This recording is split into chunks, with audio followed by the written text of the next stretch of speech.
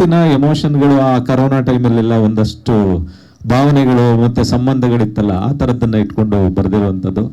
ಆವಾಗ ಇದು ಒಂದ್ಸರಿ ಚಿಕ್ಕು ಸಿಕ್ಕಿದಾಗ, ಚಿಕ್ಕು ಈ ಥರದ್ದು ಒಂದು ಸಿನಿಮಾ ಕಥೆ ಇದೆ, ನೀನ್ ಮಾಡಿದ್ರೆ ಚೆನ್ನಾಗಿರುತ್ತೆ ಅಂತ ಅಂದ್ಬಿಟ್ಟು ಯಾವಾಗಲೂ ಹೇಳಿದ್ದೆ. ಅದಾದ್ಮೇಲೆ ಉಪಾಧ್ಯಕ್ಷ ಆದ್ಮೇಲೆ ಅವನು ಯಾವುದೋ ಒಂದು 6-7 ತಿಂಗಳು ಬಿಟ್ಟು, ನೀವು ಅವಾಗ ಯಾವುದೋ ಒಂದು ಕತೆ ಹೇಳಿದ್ರಲ್ಲ ಅಪ್ಪಾಜಿ, ಆ ಸಿನಿಮಾ ಮಾಡೋಣ ಅಂತಂದ್ಬಿಟ್ಟಂದ. ಹಂಗಾಗಿ ಲಕ್ಷ್ಮೀಪುತ್ರ ಶುರುವಾಗಿದ್ದು. ಈ ಲಕ್ಷ್ಮೀಪುತ್ರ ಸಿನಿಮಾದಲ್ಲಿ ಪ್ರೊಡ್ಯೂಸರ್ ಬಂದು ಅನ್ನಪೂರ್ಣ, ಅಂದ್ರೆ ನನ್ನ ವೈಫು, ಮತ್ತೆ ಕೋ ಪ್ರೊಡ್ಯೂಸರ್ ಬಂದು ರವಿಕುಮಾರ್, ಅಲ್ಲ ರವಿ ಕಿರಣ್, ನನ್ನ ಫ್ರೆಂಡ್ ಅವರು.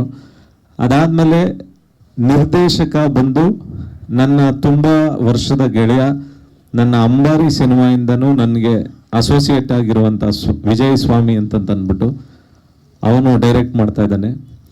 ನಾನು ಕತೆ ಇದು ಸ್ಕ್ರೀನ್ ಪ್ಲೇ ಎಲ್ಲ ಡೈಲಾಗ್ ಎಲ್ಲ ಬರೀಬೇಕಿದ್ರೆ ಯಾವಾಗಲೂ ಈ ಸಿನಿಮಾ ಕೂತು ಇದು ಮಾಡಬೇಕಾದ್ರೆ ಯಾರು ಮಾಡೋದು ಡೈರೆಕ್ಷನ್, ಯಾರು ಮಾಡೋದು ಅಂತಂದ್ಬಿಟ್ಟು ಅಂದಾಗ, ನೀವೇ ಮಾಡೋ ಮಗ ಚೆನ್ನಾಗಿರುತ್ತೆ, ಯಾಕೆಂತಂದ್ರೆ ಟ್ರಾವೆಲ್ ಆಗಿದ್ದ.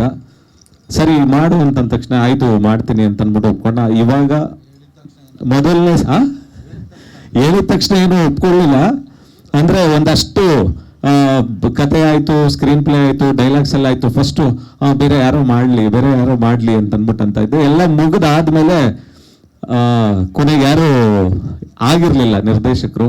ಸರಿ ನೀನ್ ಡೈರೆಕ್ಟ್ ಮಾಡು ಅಂತಂದಾಗ, ಚೆನ್ನಾಗಿ ಆಗಿದೆ, ಮಾಡ್ತಿದ್ದೀನಿ ನಾನು ಅಂತಂದ್ಬಿಟ್ಟು ಶುರುವಾಗಿದ್ದು ಸಿನಿಮಾ. ಮೊದಲನೇ ಸಾರಿ ಡೈರೆಕ್ಟ್ ಮಾಡ್ತಾ ಇದ್ದೇನೆ.